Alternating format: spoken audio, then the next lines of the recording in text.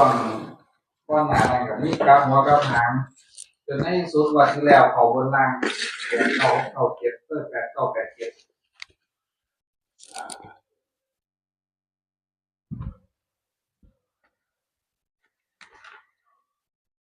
7อ้าวครับ สวัสดีครับ FC สุขุมสุขคนสาธุ FC จากไหนมื้อนี้มาขึ้นแรกซ้ำปังๆเด้อพี่น้องเอ้ยฝันแรกๆนะครับขึ้นแรกโดยมากฝันนี่มันสิฝันเป็นแป้งๆเด้อแต่ผมตอนนี้แบบนะครับให้ปล่อยมาก็พอดีตรงนั้นเพราะว่าฝันแรกของก่อนมักจะแม่นมากครับโดยมากขึ้นแรกนี่มันสิเข้ามันคื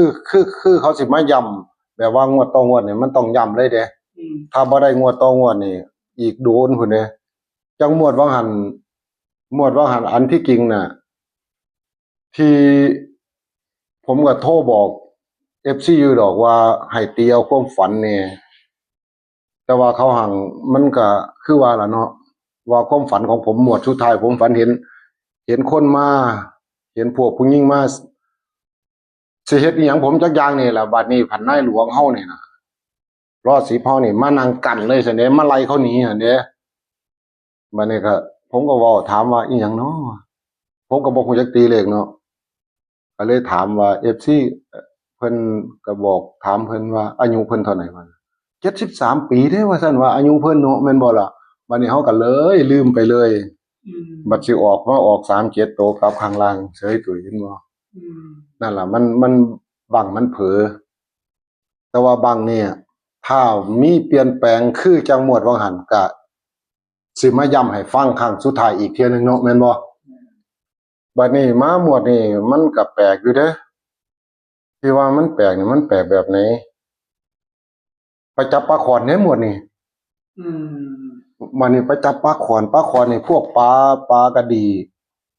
พวกปลากระดีพวกปลาหมอนี่ตายหลายตายในบวกน้ำนี่บ่เอาพวกซุ้มปลาตายน่ะบ่เอาพวกปลาน้อยมันนี่เอาปลาดุกภาษาไทยเขาเอิ้นของนี่เอิ้นอิหยังเอิ้นตะข้องติเอิ้นหยังก็เอิ้นของคือกันล่ะเนาะนั่นแหละบ่แม่นกะซักเนี่ยถ้ากะซักมันสิยาวเนาะแม่นบ่อันนี้ตะข้องขึ้นมานั่นแหละจับปลาดุกใส่ของก็ซ้ำนั่นแหละน้อยๆเองนี่แหละบังมันสิเป็นจับปลาดุกบ่ตายเด้ครับบัดนี้ปลาดุกบ่ตายใส่ของมันเป็นหยังบัดเนี่ยปลาเนี่ยปลาตัวนี้ปลาบ่แม่นปลาเก็ดเด้แต่ว่าแต่เก่านี่ตีเลขกับก่อนเลยแต่ว่าเจ้าก็เคยตีปลาเก็ดปลาแปดเนาะเนาะแม่นบ่แต่ว่าปลางวดนี้บ่มีเก็ดปลาบ่มีเก็ดปลาดุกบ่มีเก็ดนะปลาดุกผิวเรียบก็ตีเป็น800%แต่ว่าไอ้ซุ่มปลาเก็ดนั่นไอ้จังปลากระดีมันเป็นเก็ดแม่นบ่ล่ะปลาหมอเป็นเก็ดพันบ่เอาแม่นบ่ล่ะมันตายย่านมันเน่าว่าซั่นเนาะว่าโอ้ยเจ้าของอยู่ไกลเอาไปมันสิเน่าก็เลยจับมาตั้งแต่โตเป็นเอาแตะปลาดุกตัวเป็นครับนี่แหละเอาปลาดุกตัวเป็นเข้าของมันนี่ตีเลขเบิ่งอำพลตีแม่นอยู่แล้วม่วนโอ้ยผมก็บ่รู้จักว่าสิว่าจังได๋ของคำว่าของจักสิตีเป็นจังได๋ว่าของนี่แหละมันตีบ่ออกตะของนี่แหละของนี่บ่เคยตีจักเที่ยนี่มันเป็นปากเป็นนี่อุ้มลุ่มปลาดุกหลายตัวบ่ที่พอของปลาดุกน่ะมันหลายตัวอยู่ปลาดุกหลายตัวเอาเข้าของ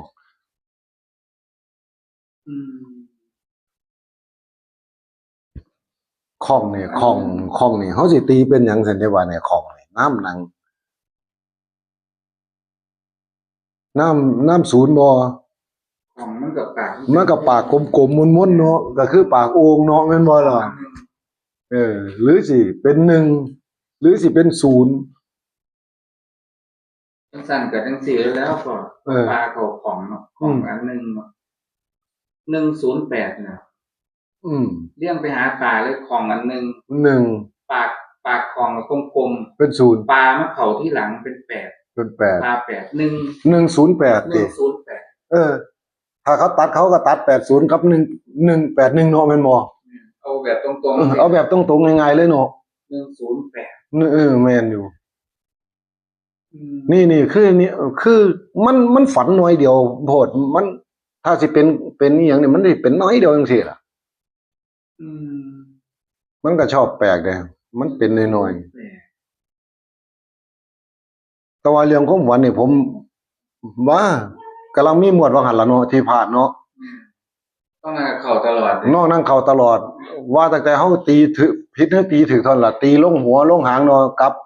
มันสิตลบเนาะมันบ่จาก6กลายเป็น9จังซี่เนาะแม่นบ่ล่ะจาก9กลายเป็น6จังซี่มันก็เลย ตีลังกามาตลอดมาจนในที่สุดงวดที่แล้วเขาบนล่างเต็มเลย บัดนี้มา แต่ก็มางวดนี้รุดเลย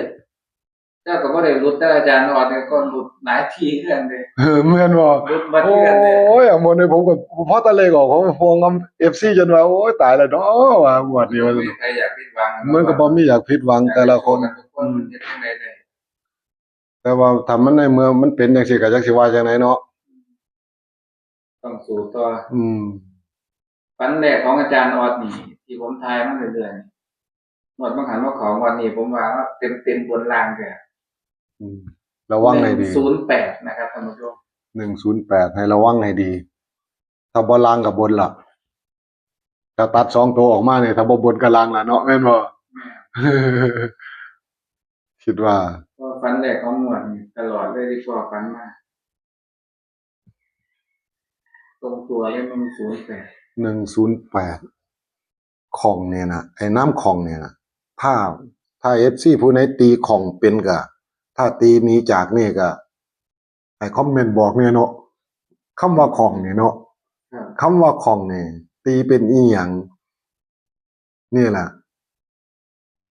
ไอ้ FC เพิ่นผู้ลังคนเพิ่นก็ตีเก่งเด้เอาปลาเข้าของ แต่ว่าน้ำนี่บ่หลายดอกครับ น้ำเป็นแบบลักษณะแบบว่าบวกคุยนอนเลย ลืมอีหยังบ่เอาปลาเข้าของลืมมือจับบ่ เนี่ย มือหา มือหา ว่าแม่นสิ158มือก็หา เนาะ กับปลาเอาจังซี่ ปลาบ่ตายเด้เนาะปลาบ่ตายปลาบ่ตาย ผมว่าเป็นของอันหนึงเนาะ อืม ปลาของก็เป็น0ปลากับ8 108 มือหา ได้มาเลข2ตัวอีกเมื่อหากับ8เลยเมื่อจับปลานี่ เอามา 108กับ58 เอามาใส่8หานํเลยเนาะ แม่นนี่ก็ตีกับพ่อแบบนี้ล่ะที่ว่าเขาบนล่างก็ตีกัน2คนอยู่จังซี่ล่ะครับความฝันพ่อมานั่น เบิดว่ากันเนาะเบิดก่อนนี่เนาะ 8 9กับ8 7 นั่นแหละ พ่อก็ว่าปลากับ8เขา ปลาอยู่ในปลาเขา ในปลาเขา ปลา8 9ผมก็ว่ามันมี7ก็ได้8 7แล้ววันนี้มาตีใส่กันอีกเหรอ เอาตัวว่า8หาเนาะแม่นบ่ตัวว่า8หาอีกคู่นึงเนาะ มือพ่อมือไปส่วนปลายแล้วนี่58แน่นอน แต่ว่าเฮามองเลข3ตัวนี่พ่อคิดว่ามีของอันนึงแล้ว ของอันนึง ปลามันกลมเนาะ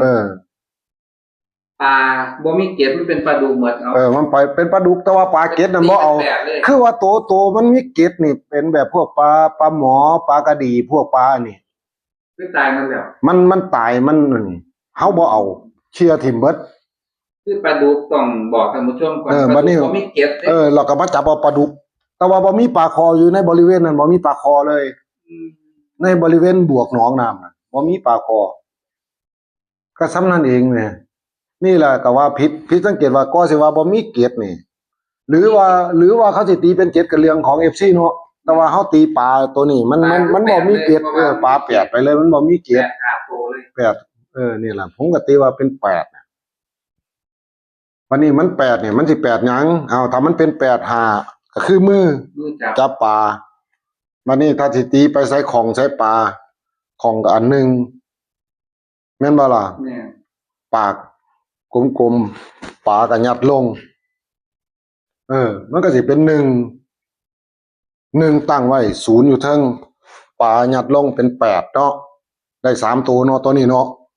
มานี่มาตีปลากับมือจับอีก แม่น อันนี้ชุดนี้เป็น5กับ8เนาะแม่นบ่ แม่นครับ มดก็ตีง่ายเด้อล่ะเนาะ แม่น แต่ว่านี่แหละคำหมายก็คือว่าไอ้เรื่องของเท่านั้นล่ะเฮาของใจ แต่ว่าเฮาตีไว้ว่าเป็น1ไว้เนาะแม่นบ่เฮาบ่ฮู้ว่าน้ำของมันสิเป็นหยังเนาะแม่นบ่เฮาฮู้ว่าแต่มันเป็นอันหนึงเนาะเฮาก็ตีอันหนึงเลยเนาะแม่นบ่นี่เนาะแม่นบ่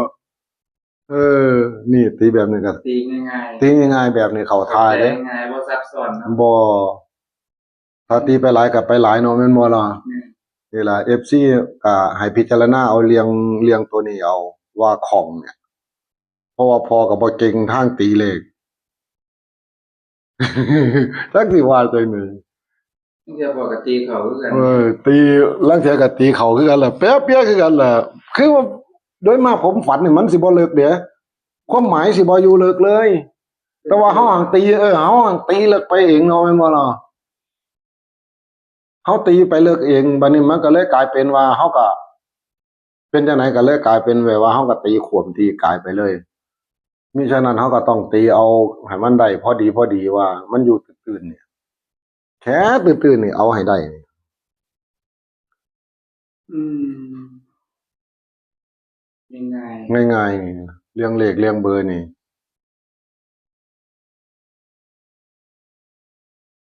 FC ก็สุผู้สุคนมื้อวันศุกร์น่ะ ผมสิบอกว่ามันเป็นมือเปิดโชคเปิดดวงเปิดราศีของเป็นปีทั้งปี ปีหนึ่งมีหนเดียวคือวันศุกร์ขึ้น1ค่ำเดือนสิมานี่มันถึงเดือนหยังแต่ว่าเดือนนี้มันเป็นเดือนนี้อยู่แล้วเดือนนี้เดือน11อยู่แล้วมันบ่ทันเบิดแม่นบ่วันที่20อันนี้10อันนี้11นี่วันศุกร์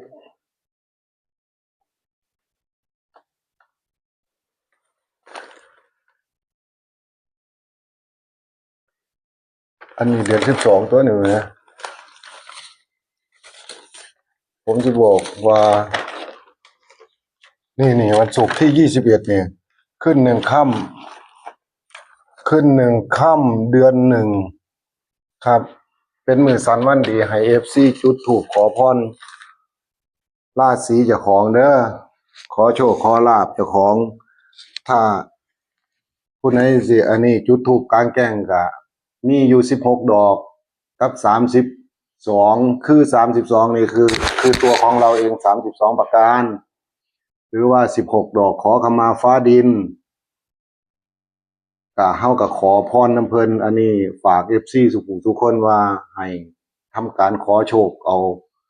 ยามกลางวันจุดธูปกลางแจ้งขอพรให้เพิ่น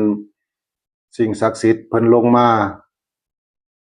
มื้อนั้นเพิ่นสิมาเปลี่ยนโชคเปลี่ยนลาภเปลี่ยนดวงเปลี่ยนอิหยังเปลี่ยนอุปสรรคของโลกของเฮาต่างๆในจักรวาลคือว่ารอบจักรวาลท่านเปลี่ยนจากร้ายกลายเป็นดีจากดีกลายเป็นร้ายจังซี่บัดนี้เฮาก็ขอพรเอาสิ่งไหนดีๆที่พอได้ฮู้ได้เรียนมาก็พอก็แนะนำทาง FC ไปหรือว่าถ้า FC คนไหนเขาเข้าใจเฮ็ดก็เขาก็ฮู้จักอยู่เนาะแม่นบ่ผู้ไหนเขาเข้าใจทางศาสตร์เนาะแม่นบ่ล่ะเขาก็ฮู้จักอันนี้นี่คือสิ่งที่ดีพอได้ฝากได้ฝังไว้ทาง FC สุผู้สุคนเพราะว่าตั้งแต่คนใกล้คนไกลเฮ็ดได้เบิดขอพรจากเพิ่นแล้วก็พิจารณาเบิ่งว่าภายใน3เดือนมันสิเปลี่ยนบ่เจ้าของก็สังเกตเบิ่งว่าเปลี่ยนทางที่ดีบ่ถ้าเปลี่ยนทางที่ดีก็โอเคถ้ามันบ่เปลี่ยนยังชีวิตยังรันทดอยู่คือเก่าให้ขอใหม่ให้เฮ็ดใหม่ถือว่าเฮาเฮ็ดบ่ถูกต้องถ้าจะทำให้ถูกต้องมีข้าวสารยุบมือหนึงเฮาหยิบเอาก็ได้เนี่ยสมมุติว่าอยู่ในถ้วยเนี่ยเฮายุบมือเนี่ยเขาเรียกว่ายุบมือเนาะยุบเอาจังซี่เนาะมันว่าได้ยุบมือหนึงดอกไม้คู่หนึงเทียนคู่หนึงเงิน9บาทขุดหลุมก็บ่ต้องเฮ็ดลึกดอกซำนี้ล่ะก็วางไว้แล้วก็จุดธูปอธิษฐานบอก ขอขมาเจ้ากรรมนายเวรทุกสิ่งทุกอย่าง ขอขมาฟ้าดิน แม่นางธรณีผู้เพิ่นให้เพิ่งพาอาศัยผู้เพิ่นดูแลขอพรจากเพิ่นขอโชคขอลาภนำเพิ่นแต่ว่าเงิน12บาทนั่นเงิน9บาทนั่นอย่าสิเอามาใช้เด้อ FC ทุกคนก็ดีบอกไว้ว่าเอาไว้เลยเอาไว้ในนั่นล่ะแล้วแต่เด็กน้อยไปเห็นไปเก็บเอาก็เรื่องของเขาอันนั้นน่ะคือเฮาไว้เลย มีเทียนคู่หนึ่งดอกไม้คู่หนึ่งกับเงินเท่านั้นล่ะวางไว้เลย ขอเพิ่นแล้วก็ปักธูปถ้าว่า16ดอกก็32ประการคือชีวิตของคนเรานั่นล่ะ วันที่21ที่ วันที่21วันที่21เดือนนี้ครับ เดือนนี้ที่ถึง เดือนนี้สิถึงนี่วันศุกร์ พฤศจิกายนนี่ ครับพฤศจิกายนนี่วันที่21พฤศจิกายนนี่บ่กี่มื้อเพราะว่าขึ้นค่ำ1เดือนหนึ่ง อืม ครับขึ้นค่ำ1เดือนหนึ่งเป็นมื้อสันวันดีผู้ใดเขาเฮ็ดอิหยังก็มื้อนั้นล่ะราบรื่นทุกสิ่งทุกอย่างวันที่21เดือนหนึ่งคือเดือนนี้ล่ะเดือนพฤศจิกายนนี่เดือนหนึ่งของบ้านเฮาแม่นบ่ล่ะ ครับ เดือนหลวงก็ยังอยู่พฤศจิกานั่นล่ะมันสิโยกย้ายก่อนราศีปีนี่มันสิโยกย้ายก่อน อืม ครับให้พากันเบิ่งเอาถ้ามีโชคมีลาภนำกัน คือในช่องของเฮานี่ลางเที่ยเฮาก็เป็นจังไดล่ะ มันก็แทรกซ้อนมาด้วยแบบศาสตร์น้ำเนาะแม่นบ่อยากสิ่งไหนที่ FC เพิ่นก็ลางคนเพิ่นก็โทรมาถามเป็นจังซั่นจังซี่เฮาก็อยากอธิบายไปในคลิปจังซี่ล่ะ อืม ว่าให้เพิ่นได้ผู้เพิ่นฟังผู้เพิ่นเห็นให้เพิ่นได้เบิ่งเอาถ้าบ่เข้าใจก็ให้ติดต่อและโทรมาถามว่าใช้เฮ็ดแบบไหนแล้ววิธีสวดถ้าผมบอกไปก็สิจำได้บ่ถ้าจำได้ก็ให้จำเด้อว่านะโม3จบแล้วก็สวดว่าปะโตเมตังปะระชีวินังสุขโตจุติกิตตะเมตะนิพพานังสุขโตจุตินี่ล่ะครับซ้ำนี่ล่ะ อืมเกี่ยวกับอีหยังบ่ คือขอขมาฟ้าดินทุกอย่าง คือขอกรรม ขอขมากรรม ขอขมากรรมจากตัวเฮาขอขมากรรมคุณเทวดาทุกสิ่งทุกอย่างมาหั่นเถอะจากภพ ได้ล่วงเกิน สิ่งที่เฮาล่วงเกินเพิ่นมาบ่ว่าตั้งแต่เจ้ากรรมนายเวรบ่ว่าตั้งแต่เจ้าจายมพิบาลอีหยังก็แล้วแต่ละว่าหั่นต่อไป คือบทนี้เพิ่นเป็นขอขมากรรม แต่ว่าคาถาบทนี้สิใช้ได้108ถ้าเจ้าอยากผู้ไหนว่าบ่เชื่อก็ลองเบิ่งนะครับ เขียนใส่ผ้าขาวบ่แม่นเขียนใส่กระดาษเด้เขียนใส่ผ้าขาวคือผ้าเช็ดหน้าเฮานี่สี่เหลี่ยม แต่ให้เขียนเป็นภาษาขอมย้ำคือเขียนเป็นภาษาขอมเท่านั้น ถึงจะเป็นคาถาศักดิ์สิทธิ์ แล้วก็สวดยัดให้ได้108จบ เอาปกขัวยางพาฝนถ้าฝนเปียกแล้วมาถามผมได้ ถ้าคาถาจับแล้ว ผมเคยเฮ็ดมาแล้ว นั่งขอเลขอยู่นี่2คนนี่ฝนตกอย่างจังเลยพวกหมู่เขาเปียกเบิดให้ผู้หนึงนั่งสวด ผู้หนึงนั่งขอเลขสาดแผ่นเดียวเนี่ยบ่เปียก เห็นค่าตามาแล้ว ขนาดลมพายุมาแห้งๆนี่สวด จากหนักกลายเป็นเบาหนีเบิดตะเพิดเบิด คือคาถาโพธิบาทเพิ่นเอิ้นของพระพุทธเจ้าเพิ่นเอาไว้ให้ผู้ใดไปคิดค้นพ่อกับพ่อ อยู่แทนพระลานหิน เพิ่นเขียนใส่หินไว้ก้อนหินไว้ให้คาถาบทนี่คาถาโพธิบาทบทนี่ ว่ามีสมมุติว่าเขียนบ่เขียนเลขให้ FC เบิ่งเนี่ยเขียนใส่กระดาษครับ อยู่ข้างนอกครับ ไปเอามาให้น้อง น้องดุกดิกไปเอากระดาษมาแล้ว เดี๋ยวใส่ เขียนเลขให้เบิ่งว่าเฮาตีกันว่าหันบัดนี้ฝันแรก ฝันแรกของพ่อนี่ใช่ไหม นั่นแหละสิ่งไหนเฮาที่ดีๆพอได้ฮู้ได้เรียนมาก็ได้แนะนำให้บอกกันไว้จังซั่นล่ะวิธีป้องกันโตวคู่มื้อนี้โรคภัยไข้เจ็บ หรือว่าสิ่งไหนมันบ่อันนี้เข้ามาตลอดเนาะแม่นบ่ บัดนี้ก็หันมาทั้งโชคทั้งลาภเฮาบัดนี้นอกจากเฮาไปขอเจ้ากรรมนายเวรแล้วก็ขอโชคขอลาภนั่นตัวบัดนี้เฮ็ดจังไดได้ เฮาก็อยู่แค่นี้เองเนาะจักสิว่าจังไดนะไม่คิดกับผ่อนบ่เอามา อันนี้ปากกาไม่ทาน เขียนออกบ่ล่ะลูกอ๋อออก3ตัวบน2ตัวล่าง ขอให้ออก คัดอยู่ตีไป ขอออกมาตีเนาะ แน่นมาก อัมพลก็ตีไปถึงตัวที่ว่าเลยเนาะวันที่1ธันวาเนาะ แน่น 1ธันวานะครับ1ทค1ทคสุดท้ายแล้วใกล้สิสุดท้ายแล้วตัวนี้6868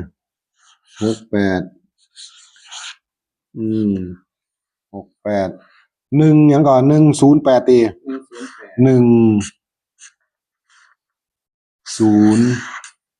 อันแรก 108ฝันแรกนะครับ เอาไปพิจารณาเอาเนาะเอาไปพิจารณาเอาวันนี้ก็เอา8หาเนาะ8558ก็แล้วแต่เพิ่นเนาะแม่นบ่ให้เพิ่นไปกลับเอาเนาะให้เป็นถ้าเป็น2ตัวนี่85เนี่ยครับ กดเขียนเบอร์โทรไว้ข้างล่างนะเบอร์โทร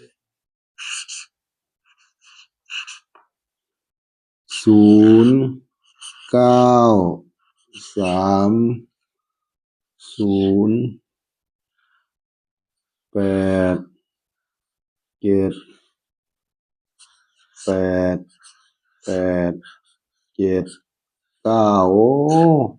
เขียนอย่างงามเลย เกือบสิบ่สุดเกือบสิบ่พอตัวนี้ ตัวหนังสือตัวหน่อยแล้วก็ไปหาตัวใหญ่โอ้พี่น้องเอ้ยเลขอย่างงามเด้นี่บ่แม่นว่าสิบ่งามเด้เนาะ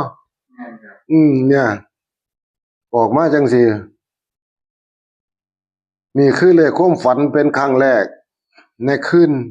ต่องวด อืม ครับ ถ้ามีเปลี่ยนแปลงจังไหนก็ของไว้ให้อำพลเข้ามาสรุปเด้อ ได้ครับครับสรุปเลขฝันว่าโค้งสุดท้ายเฮาว่าจังไหนก็คงจังว่ากัน คือจังหมวดว่าหันเนาะแม่นบ่ล่ะหมวดว่าหันโอ้จังฝันเห็นองค์ท่านนายหลวงเนาะได้โทรไปถาม FC เพิ่นว่าเพิ่นจักปีเพิ่นบอกว่า73ปีเพิ่นว่าโอ้ยเฮาก็บ่ได้นึกถึงเลขเลยว่านี่ก็ไอ้คนโทรมาถามก็จักถึงบ่ถึงก็ดี อังสิลืมไปเลยเหรอวะ ไม่เป็นหยัง อืม ตีตามตัวเลย ตีตามโตครับ โอเค ครับเอาบัดนี้ท้ายนี้ก็ขอให้ FC สุผู้สุคนอยู่ดีมีแห่งความเจ็บใจได้ความไข้ใจมีขอให้เจริญเด้อ ขออวยพรด้วยครับ สาธุเด้อ FC สุผู้สุคนบัดนี้ขอให้ทำมาหากินเจริญรุ่งเรืองความเจ็บใจได้ความไข้ใจมีสาธุ